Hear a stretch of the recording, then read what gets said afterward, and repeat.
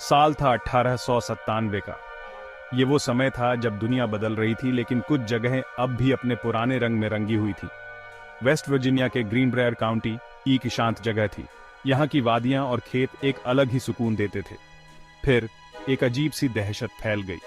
लोग डरने लगे और हर कोने में एक अनजाना सा खौफ महसूस होने लगा। एल्वा शू मर चुकी थी। उसकी मौत ने पूरे गांव को हिलाकर रख दिया था। उसकी मौत एक रहस्य थी। कोई नहीं जानता था कि ये एक हादसा था या कुछ और। कुछ लोग काले सच के बारे में फुसफुसाते थे। हर कोई अपने अपने तरीके से इस रहस्य को सुलझाने की कोशिश कर रहा था। कुछ लोग बदला लेने वाली आत्मा की बात करते थे। कहते हैं कि एल्वा की आत्मा अब भी यहाँ भटक रही है। ये कहानी है एक ऐसे भूत की जिसने खुद के कत्ल को सुलझाया। एल्वा की आत्मा ने अपने कातिल को बेनकाब किया। एल्वा का मामला एक कहानी बन गया। ये कहानी अब भी लोगों के दिलों में जिंदा है। ये कहानी है प्यार और विश्वासघात की। एल्वा का प्यार और उसके साथ हुआ विश्वासघात इस कहानी का केंद्र है।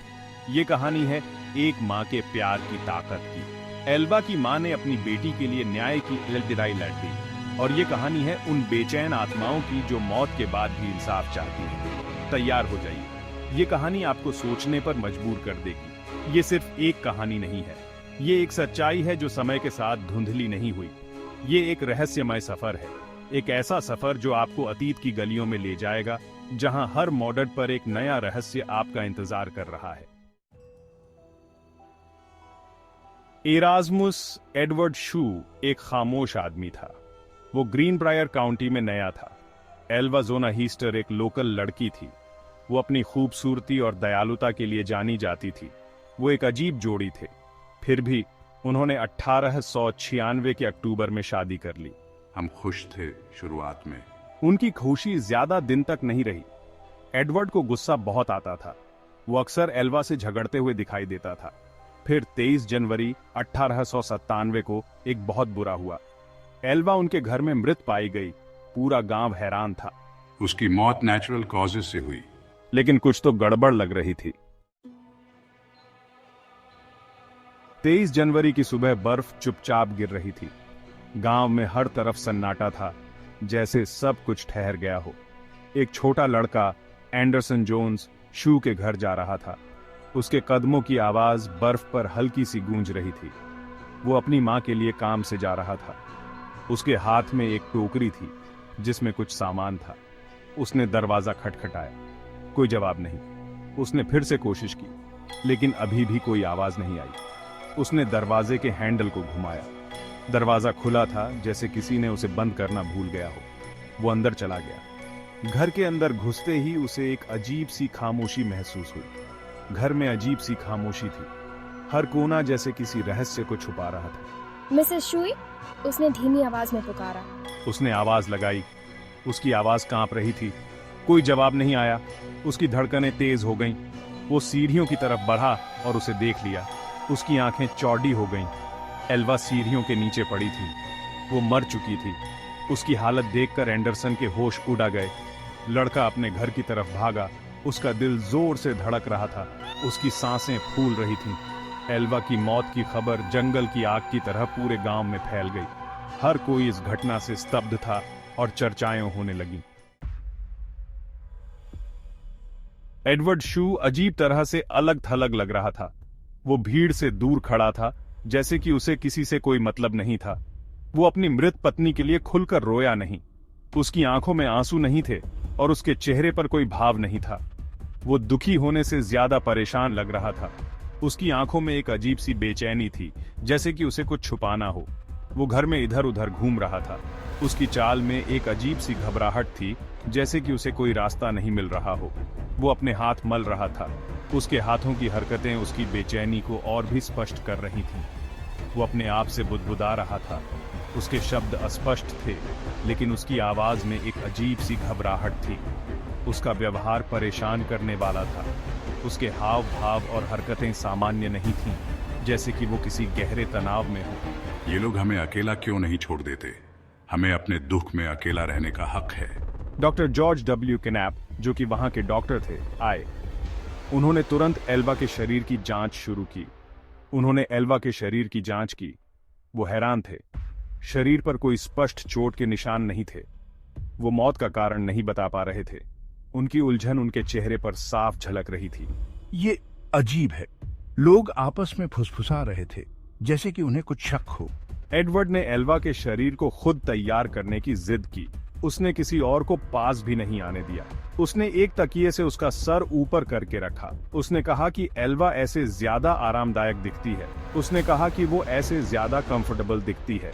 लेकिन उसके इस व्यवहार ने सबको और भी शक में डाल दिया। उसके व्यवहार ने एल्वा की मौत के आसपास के शक को और बढ़ा दिया। कुछ तो गड़बड़ थी। लोग आपस में बातें कर रहे थे, जैसे कि उन्हें एडवर्ड पर शक हो। भाग 5। एक माँ की अंतर्ज्ञान। मैरी जेन हीस्टर के शक बढ़ाते हैं। मैं बर्बाद हो गई थी। मुझे विश्वास नहीं हो रहा था कि मेरी बेटी चली गई है। उसने एडवर्ड को देखा। मैंने उसकी ठंडी आंखें और भावहीन चेहरा देखा। एक माँ के अंतर्ज्ञान ने मुझे बताया कि कुछ गड़बड़ है। मैरी जेन ने कभी एडवर्ड पर भरोसा नहीं किया था। मैंने एल्वा से उसको छोड़ने के लिए विनती की थी, लेकिन उसने मना कर दिया था। अब वह चली गई थी। मैरी जेन ने अपनी बेटी की मौत को नेचुरल मानने से इनकार कर दिया। मेरा मानना था कि एडवर्ड कुछ छुपा रहा है। मैं सच्चाई का पता लगाने के लिए दृढ़ थी। भाग 6। कब्र से परे की फुसफुसाहट। एल्वा की आत्मा न्याय चाहती है। मैरी जेन एक धार्मिक महिला थी। उसने उत्तर के लिए प्रार्थना की। मैं जानना चाहती थी कि एल्वा के साथ क्या हुआ। एक रात उसे एक सपना आया। एल्वा उसके सामने प्रकट हुई। उसका चेहरा उदास था। उसकी निगाहों में मदद की गुहार थी। माँ, मेरा कत्ल कर दिया गया। एडवर्ड ने मुझे मार डाला। मैरी जेन पसीने से तरफ-तर जागी। मैं अपने दिल में जानती थी कि एल्वा सच कह रही है। मैं एडवर्ड के अपराध का पर्दाफाश करने के लिए पहले से कहीं अधिक दृढ़ थी। भाग 7। भूत की गवाही। एक जानलेवा कृत्य का द्रुतशीतन विवरण। रात दर रात एल्वा का भूत मैरी जेन से मिलने आता रहा। उसने अपनी मौत का भयानक सच बताया। वह गुस्से में आ गया। उसने मुझ पर रात के खाने के लिए मांस न बनाने का आरोप लगाया। गुस्से में उसने उसकी गर्दन तोड़ दी थी। देखो माँ, एल्वा के भूत ने अपना सिर घुमाया। उसने मैरी जेन को अपनी गर्दन पर चोट के निशान दिखाए। ये नजारा देखकर मैरी जेन की रीढ़ की हड्डी में ठंडक दौड़ गई। मैं फंस गई हूँ। मुझे न्याय चाहिए। मेरी कहानी सुनाई जानी चाहिए। मैं अभियोजक जॉन प्रेस्टन के पास गई। मैंने उसे एल्वा के भूत के बारे में बताया। मैंने हत्या का द्रुतशीतन विवरण साझा किया। प्रेस्टन ने ध्यान से सुना। वह जानता था कि मैरी जेन एक सम्मानित महिला है। वह उसकी कहानी को सिर्फ दुहक से पीड़ित होने के कारण हुई हैलुसिनेशंस के रूप में खारिज नहीं कर सका। मैंने आगे की जांच करने का फैसला किया। मैंने एल्वा के शव को कब्र से निकालने का आदेश दिया। मुझे दूसरा ऑटोप्सी चाहिए था। मुझे उम्मीद थी कि मैरी जेन के दावों का समर्थन करने के लिए सबूत मिलेंगे। सच्चाई सामने आनी ही थी। कब्र से निकालने से पूरे समुदाय में हड़कंप मच गया। लोग कब्रिस्तान के आसपास जमा हो गए। उन्होंने देखा कि एल्वा के ताबूत को जमीन से ऊपर उठाया जा रहा है। दूसरा ऑटोप्सी किया गया। निष्कर्ष चौंकाने वाले थे।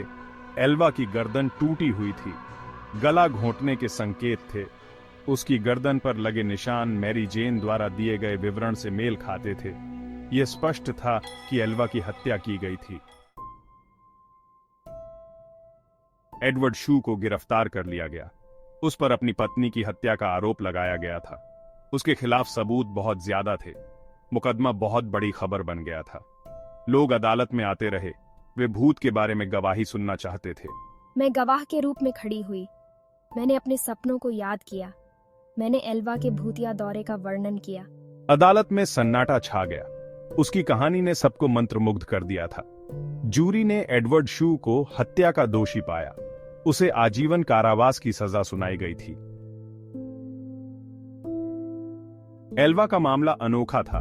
अमेरिकी कानूनी इतिहास में यह एकमात्र झांत मामला था जहां एक भूत की गवाही ने एक हत्यारे को दोषी ठहराने में मदद की। 1900 में एडवर्ड शू की जेल में ही मृत्यु हो गई। उसने कभी जुर्म कबूल नहीं किया, लेकिन न्याय हो चुका था। एल्वा की आत्मा को आखिरकार शांति मिली। उसकी कहानी आज भी लोगों को रोमांचित करती है। यह एक याद दिलाता है कि मृत्यु में भी सच्चाई का पता चल सकता है। और यह कि कभी-कभी न्याय सबसे अप्रत्याशित स्थानों से आता है।